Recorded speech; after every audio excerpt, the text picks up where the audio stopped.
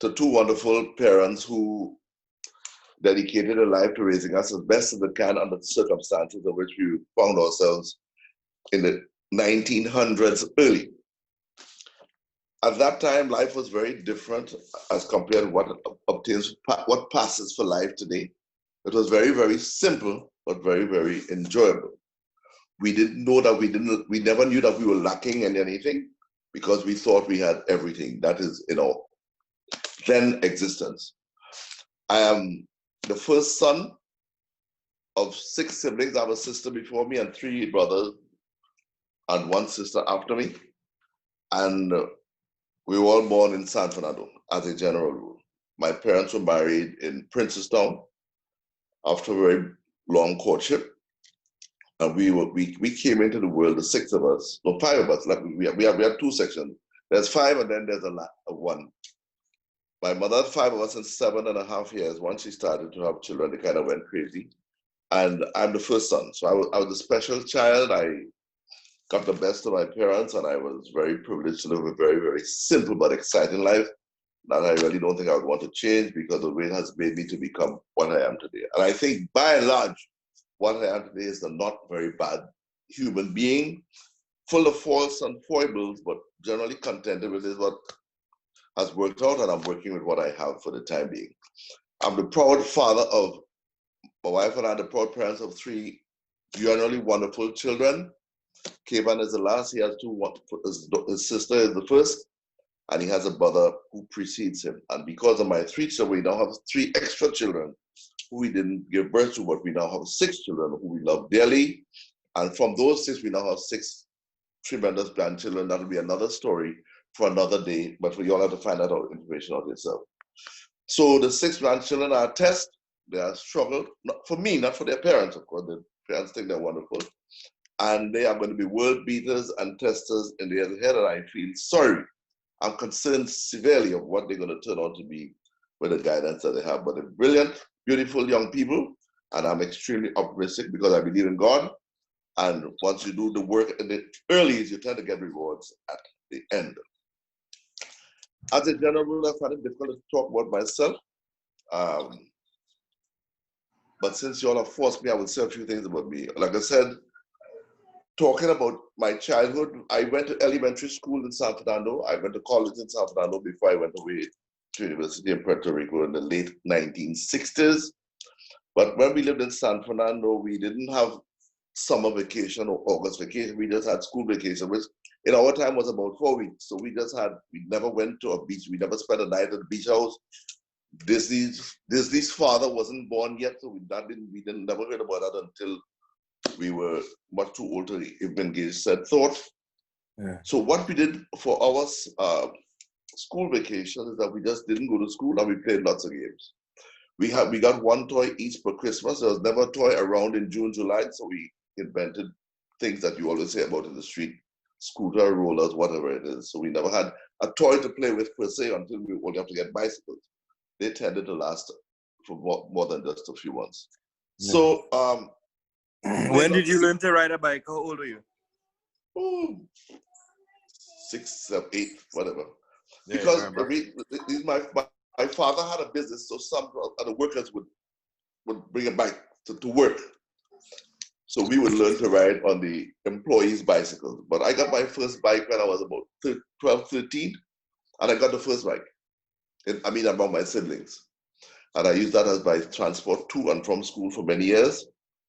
And but that we cherish our bicycles. And my brother, after he had a bike that he bought from one of the workers as well. So we had 2 bikes. So we had a lot of bicycle racing. We played all sports. We all played cricket. We all played football. We all ran track. And we all tried to do as best as we can in school with our limited resources. Questions? What kind of games did you play? You mentioned what kind of things did you make? Yeah. Quite lovely. Okay, what we did, we had a lot of neighborhood in-house activities. So like on holiday time, we played cards, we played Monopoly, we played that kind of stuff. And we also played around, we never left the neighborhood, we never went very far. We lived near the Skinner Park, so sometimes we would play football. But we were very inventive. We constructed a jumping pit one of our neighbors owned a sawmill, so we had lots of sawdust. So we dug a pit in this empty lot near to us, and we constructed our own high jump accoutrement there. So we had high jump competitions. We measured with the tape. We had long jump competitions. Our sprint and our relays, we conducted in the streets, measured, by the way. We battled the 100, the 200, the 300, and 400. These were measured on the public roads, but remember the traffic wasn't very much in those days. And people understood when sports were going on, you had to wait until we were finished what we were doing before you continue with your driving to your destination. Since there were people in the neighborhood anyway. So people weren't driving by there unless they were going home. So a lot of our cricket matches were serious events on the street of where we lived. We broke a lot of people's windows. We did all kinds of stuff. We had cricket matches against neighborhoods as well. Oh, and there's my beautiful daughter-in-law. Hi, Ash, how are you? I'm good, Papa. That is my wonderful spellbound daughter-in-law there, in whom I'm well pleased. Good. Hello.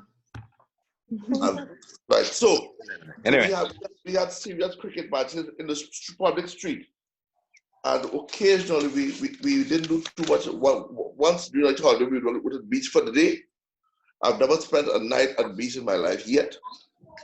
I mean, as a teenager, and because some people have family outings, that we never had that.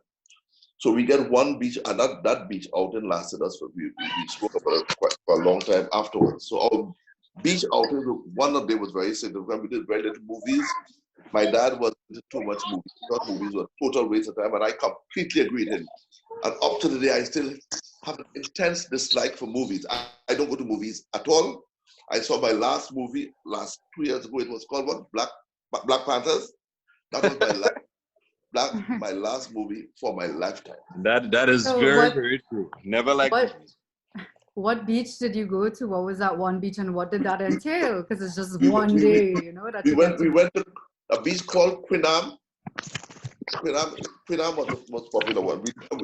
We never went to Maracas until I moved to Port of Spain as an adult with children. But there had a few beaches in the southland that we went to. And my father and his friends, a whole convoy of cars would go to Quinam for the day. They took their children, plenty food and drink. We went to the water that never crossed your knees. And you got dry and come out of there as quickly as possible. So I don't like the beach too much. I don't like the sea at all. And I don't like movies because winter movies was always a problem in the house because my father thought it was a waste of time, and I agree with him completely. So nobody should waste time, in my view, looking at a movie that doesn't teach you something about your psychosexual development, about life, so you can learn something. Movies for entertainment has never and will never be a part of my long life. So what did you like then? Would you like going to theater though? So what about theater? It's different. Theater all theaters don't necessarily. But most plays in the theater that I would go to have some meaning, have some significance. The first play that I saw in New York in 1971, December 31 to be exact, was Fiddler on the Roof.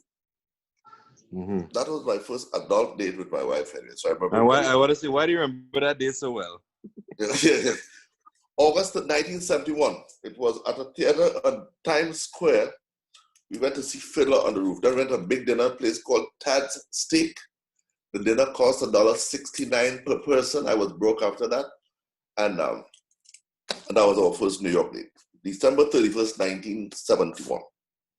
Amazing. And so what did you do as a dad? As a dad? Well, I was for some vacations. No. What I did, I said my children must live a much better life than I did. So my children, Kavan took his first trip to Barbados when he was a month old. The children, they had to travel. They had to be exposed to all different kinds of things to which I wasn't privy. Yeah. So that was their thing. Every year they had to take a trip. Every year that they were born. Because Kavan, what's the first trip you remember? Barbados, he was a month old. I remember. Yeah, so every I guess July, August vacations, we call them back then. We would definitely take a trip as a family. It would be my brother, sister, my mother, and I, for sure. Very rarely would Daddy come. But one of the biggest things you always remembered was the first trip you took with Daddy was definitely after you passed common entrance. He would take you to New York City before you started secondary school, and it'd just be you and him, which was always a special time. Somebody you look forward to. Like Shelly was the first one, of course, to go. Then Dwayne was 2 years later, and then I was 4 years later. But that was the first one-on-one trip we took in the July, August vacations with Daddy. And you got to, that's my first time going to New York or the States at all. So of course that was quite the experience and memories that I will never forget. And just so that for me was one of the biggest trips ever. Then as we got older and times changed, then he came along on some other ones. I remember going to St. Lucia at Club St. Lucia, whatever. That was fun, stuff like that. Generally, it wasn't every July, August vacation that he would travel with us, even though he made sure that we got to go every year. Yeah, and boy did they go. I'm still trying to pay for those events up to today. But they traveled a lot. My first trip was when I was 16 years old. I was a member of the first Trinidad and Tobago Cadet Force contingent that went to Canada. We went to Canada. We went on a propeller-driven plane. It took us 35 hours from Port of Spain. We stopped in Barbados, pick up some cadets there. Then we went to Jamaica, pick up some Jamaican cadets. 35 hours later, we got there in our Trinidad short pants as cadets, and it was about 20-something degrees in Quebec, Canada, where we landed. Yeah. And I spent a long time there. That was my first foreign trip. I was the youngest member of the contingent at 16. And we just had a wonderful experience. Then that was my first. So I always knew then that traveling teaches you so much. You experience so much, and meeting new people from different cultures is very important for development. So that's why I wanted my children to be world travelers. That is why they are not allowed to live in Trinidad and Tobago, for example. They must. How long was that cadet trip to Canada? How many days? Well, it was about almost 3 weeks, because we went there as we got there. We had a base camp. Then we went to the Air Force camp. Then we went to the Navy camp. Then we went to the military, the Army camp, cadets. So they exposed us to all different kinds of things. For those who couldn't drive, they learned to drive. It allowed us to be a co-pilot on a little plane. We did all kinds of crazy things. But as a 16-year-old, I thought it was so beneficial to me. So I did that. That was my first trip. I had been to Tobago with one of my previous cadet trips, because when I became a cadet in Form 3, I think it was, every vacation we had a 10-day camp in Chaguaramas, Mayaro, or something like that. So that was my traveling experience at age 16. Very cool. So we did that and formed lifelong friends in some cases. Yeah. At 16, we were together. 35 hours? That's on a propeller plane? That is what is real, that real like? But that were 2 stops. We stopped in Barbados first and then Jamaica. And then I remember clearly when the Jamaicans came, when the Jamaicans did take over stuff. And so when they came on the plane, they were like nobody else was on the plane but the Jamaicans. And we being very coward country bookies as we were in those days. We just sat very quietly, hoping that this plane would land sometime before we grew a beard or something. And it was a very wonderful experience. And it didn't take much less time coming back either. And I don't remember much about it coming back, as I remember about it going. When we had to meet at St. Mary's college courtyard at 4 a.m. That's the time we got there with our duffel bags and luggage, because we weren't allowed. They told us exactly what we were allowed to take.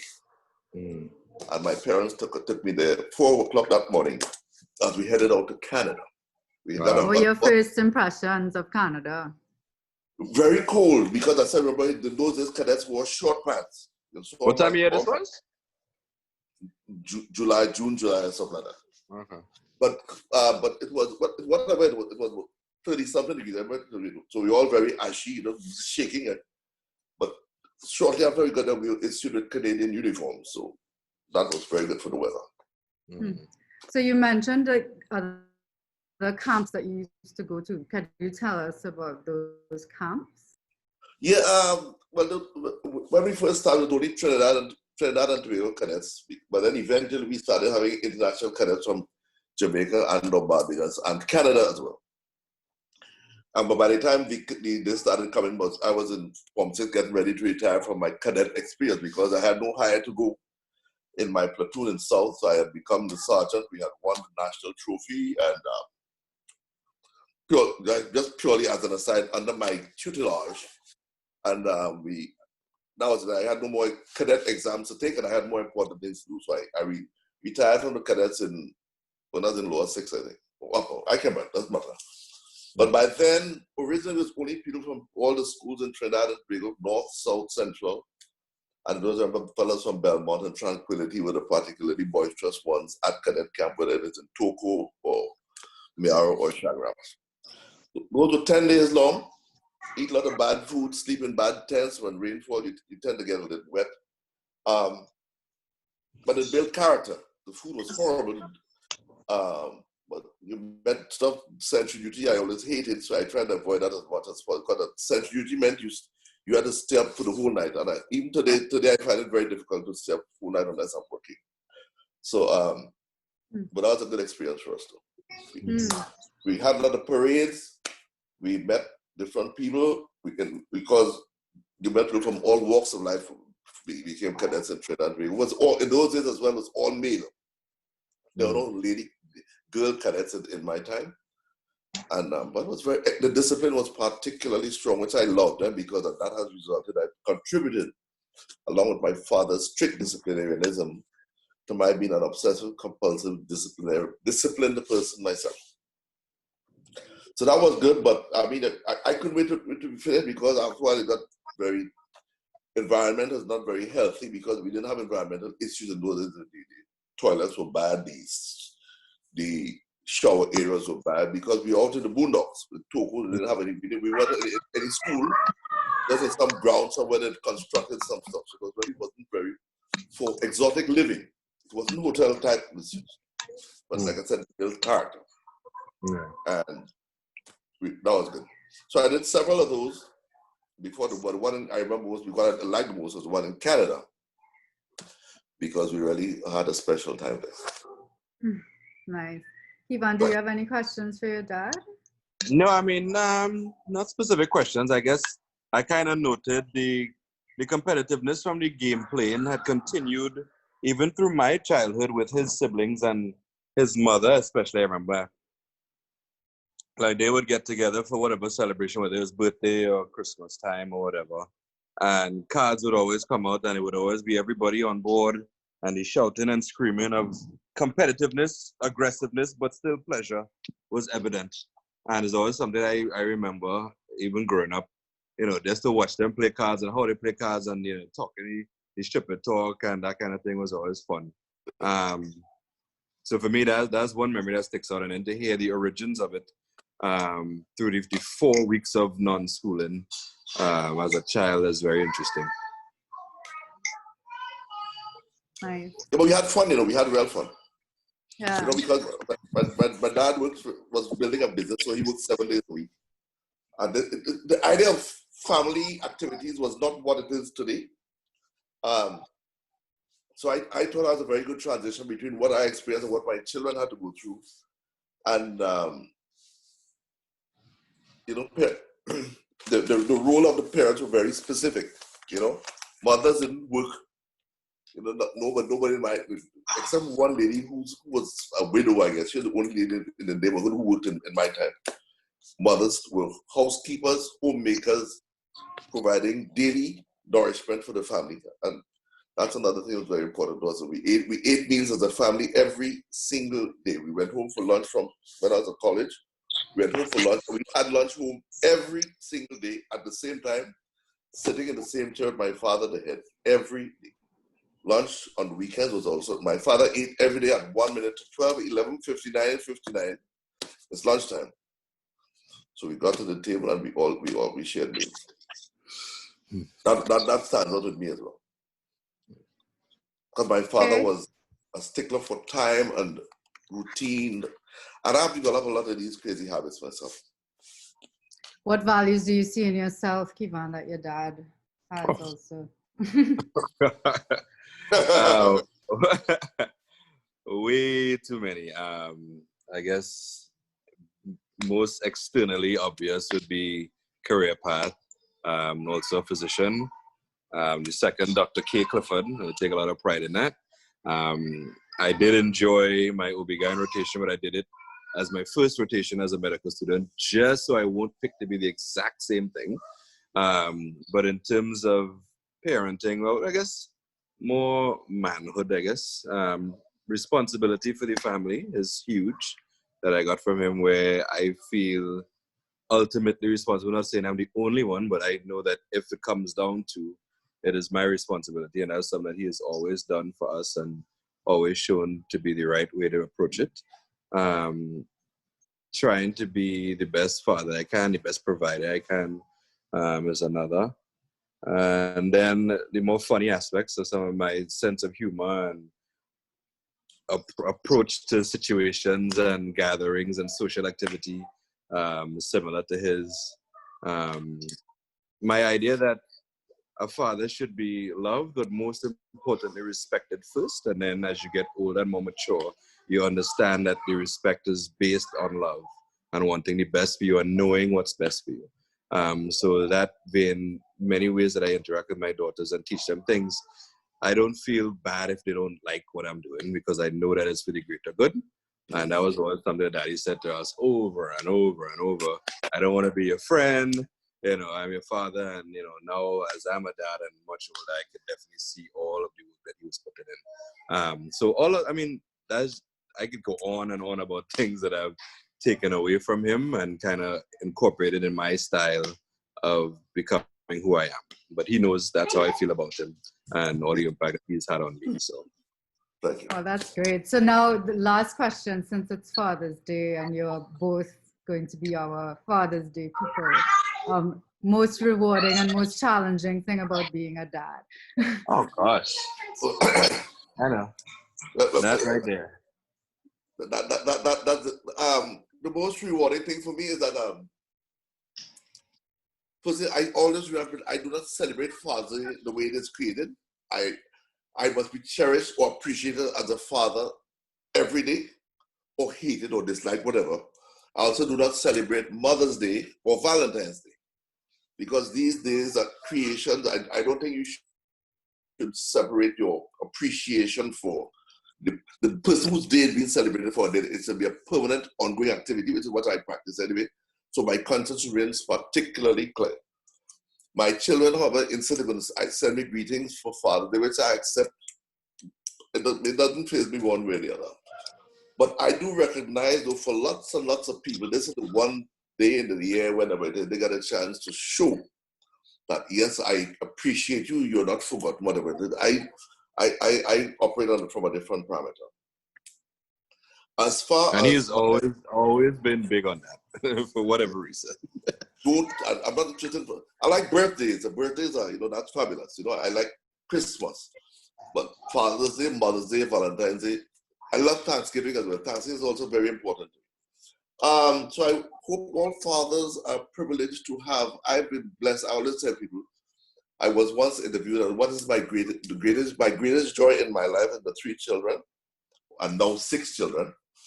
And eventually my grandchildren will become the greatest joy. So I am very proud of my children, what they have done with their lives and how they live their lives and how they have, and hopefully somewhere along the line, I might have had some input that has shaped them into the adults that they become, because I see nothing but a bright future ahead for my children. I always say, I don't have to have much myself. Once my children are doing good, I am extremely happy. And thus far, I have absolutely no complaints and or regrets.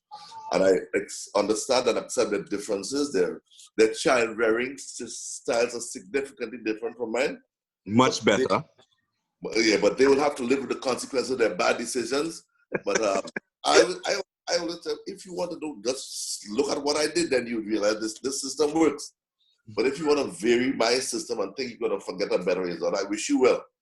But the children and grandchildren are spectacular, and it brings me joy on a daily. And I feel very much for the people who have children issues. I've never had any.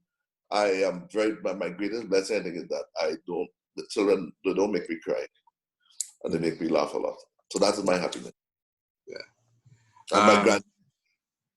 Go ahead, Tom. Yes. No, so for my Father's Day, I guess, appreciation. So similar to what he said. One thing I would add, and I've told him this before, and I tell my daughters as well, I never had any animosity, of course, towards my grandfathers, but I didn't have much of a relationship with them either.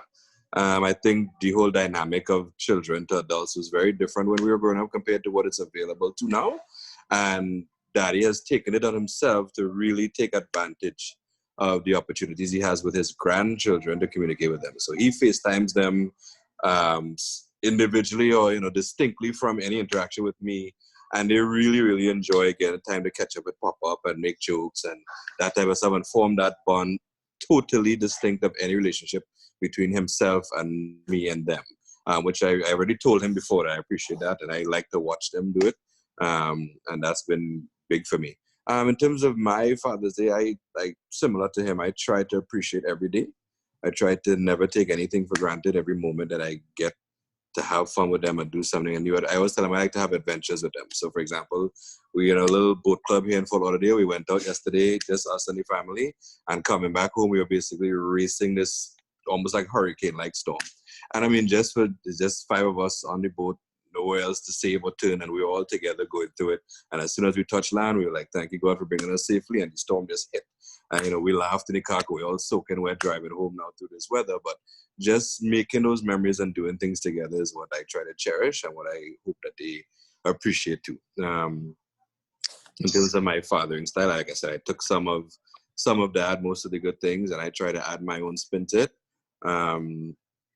I like to be, fun and laughing and stuff. But like I said, for me, the biggest thing is that I show my children respect, and therefore I demand and expect that from them.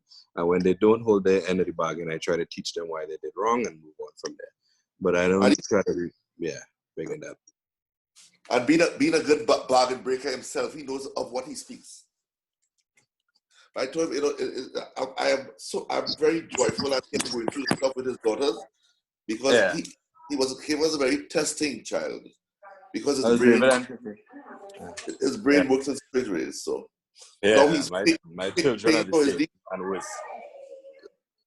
So that's it. So I'm good. Anything? What else would you like to know about me? Okay, thank you very much.